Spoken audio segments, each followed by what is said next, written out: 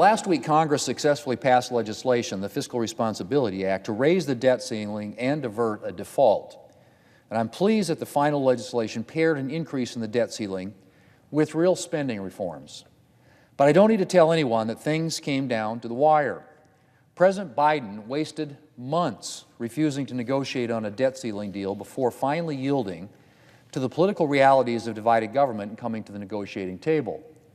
And while we got about as good of an agreement as we could have hoped for in this situation, again, including meaningful spending reforms that Democrats initially rejected, things didn't need to come to this crisis point. Had President Biden come to the negotiating table sooner, we might not have been passing the Fiscal Responsibility Act just days before our nation would have defaulted. And Mr. President, this isn't the first crisis of inaction in this presidency. President Biden has made a habit of ignoring or failing to meet crisis situations with predictably problematic results. The border crisis is one notable example. It took 2 years of record-breaking numbers of illegal crossings at our southern border before the President made any real move to even begin to address the crisis. 2 years. 2 years in which he mostly pretended that the border crisis didn't even exist. The President didn't want there to be a border crisis, presumably because he knew that it would serve as an indictment of his open border policies, and so he simply ignored the reality.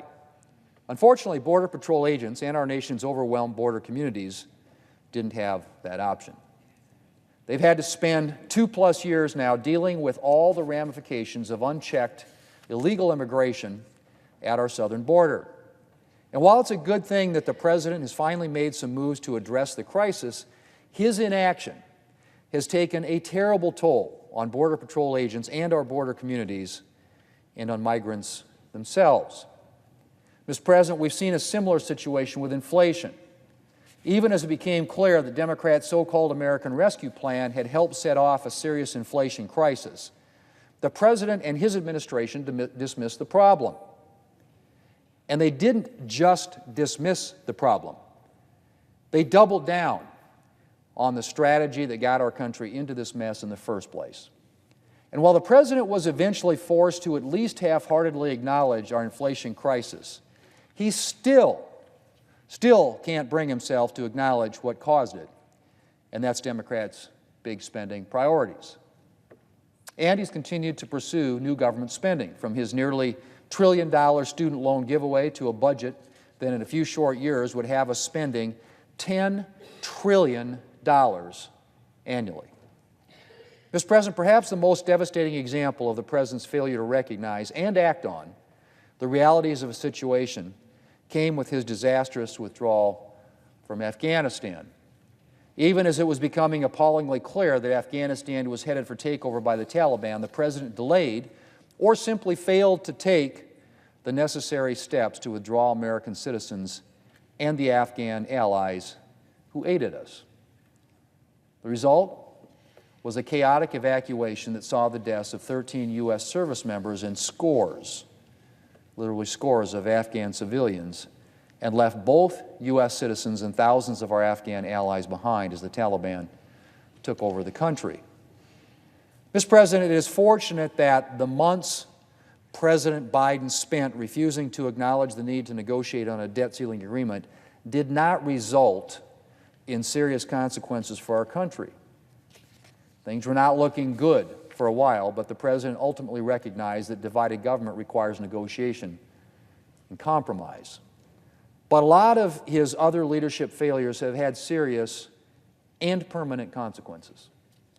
The President's failure to acknowledge and address the reality of the border crisis has allowed hundreds of thousands of individuals to evade law enforcement and enter our country illegally, left border communities in American cities struggling to provide for the massive influx of migrants, and undoubtedly facilitated the flow of cross-border criminal activity like fentanyl trafficking. And as I said, the President's failure to recognize and acknowledge the reality of the situation in Afghanistan, including by ignoring the State Department dissent cable, resulted in the deaths of American service members and Afghan civilians.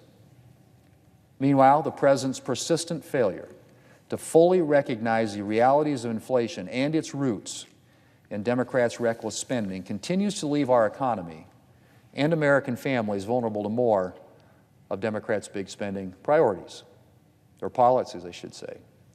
Mr. President, there are around 18 months left in the President's current term, and a lot of challenges for our nation to address.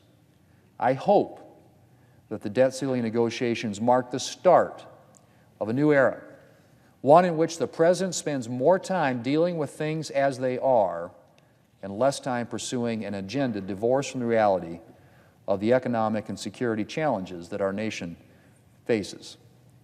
Because our country and the American people cannot afford a repeat of the first 2 years of this President's administration. Mr. President, I yield the floor.